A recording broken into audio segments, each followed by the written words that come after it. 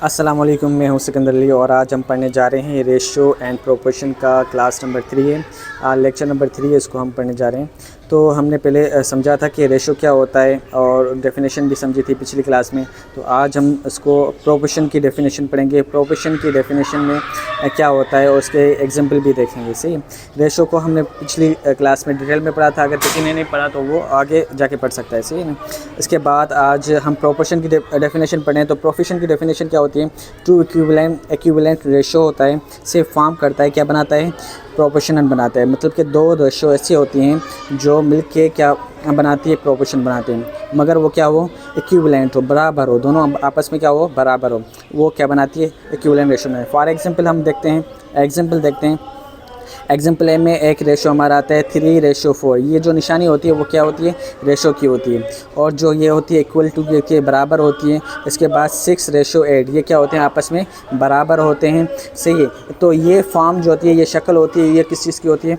Proportion की होती है। सही है। जैसे कि 3:4 equal to 6:8 is a proportion. ये क्या होती है? पूरा प्रोपोर्शन होती है। सही है।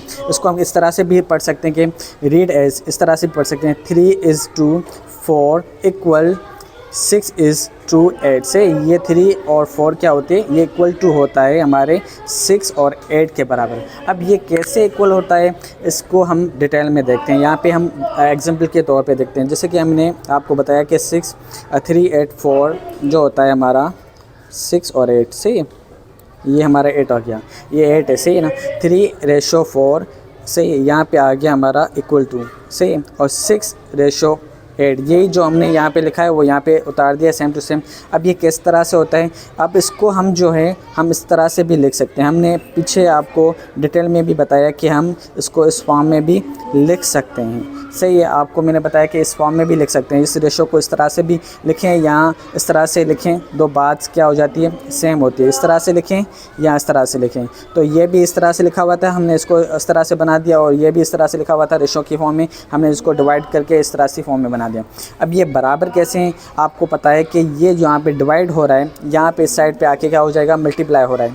और ये 4 डिवाइड यहाँ पे हो रहा है, तो इस साइड पे आके क्या हो जाएगा? मल्टीप्लाई हो जाएगा। कैसे होगा? जैसे कि 3, 4 आ गया, ये डिवाइड हो रहा है, यहाँ पे आके हम मल्टीप्लाई कर देंगे। सही है। बाकी बचा यहाँ पे क्या आएगा? 6 आ गया।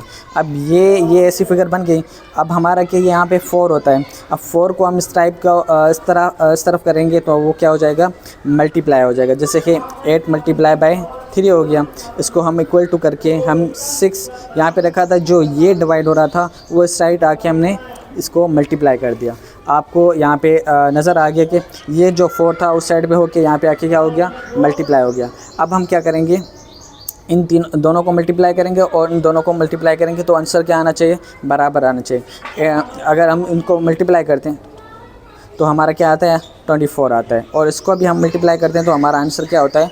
24 आते हैं। तो इस तरह से क्या होता है? हमारा ये दोनों रेशो क्या आ गए? बराबर हो गए। इसको हम इसलिए कहते हैं कि दो रेशो, मतलब कि एक ये रेशो था और दूसरा ये रेशो था, दो रेशो मिलकर क्या बनाते हैं? प्रोपोर्शन बनाते हैं। और दो इक्विवेलेंट रेशो, मतलब कि ये बराबर रेशो, ऐसे ना हो यहाँ के 25 लिखा हो और यहाँ पे 26 लिखा हो, इस तरह से नहीं हो। ये दोनों क्या रेशो हो? बराबर हो। 24 यहाँ पे है तो यहाँ पे भी क्या हो? 24 हो। तो ये बराबर रेशो बनाते हैं। जैसे कि 3:4 और इक्वल टू होता है 6:8, ये आपस में क्या? बराबर होते हैं। अगर आप सिंपली इसको सॉल्व करना चाह रहे हो तो ये क्रॉस मल्टीप्लिकेशन भी कर सकते हो। सही है। ऐसे क्रॉस मल्टीप्लिकेशन करोगे तो आंसर आ जाएगा। 6 4 आ जाएगा तो 24 आएगा। और 3 8 करोगे तो वो भी हमारा क्या हो जाएगा? 24 हो जाएगा। तो ये हमारा इस तरह से हमारा क्या? रेशो की फॉर्म बनती है। अब आपको पता होगा कि रेशो क्या होता है। रेशो को मैंने आपको डिटेल में पिछली क्लास में पढ़ाया था।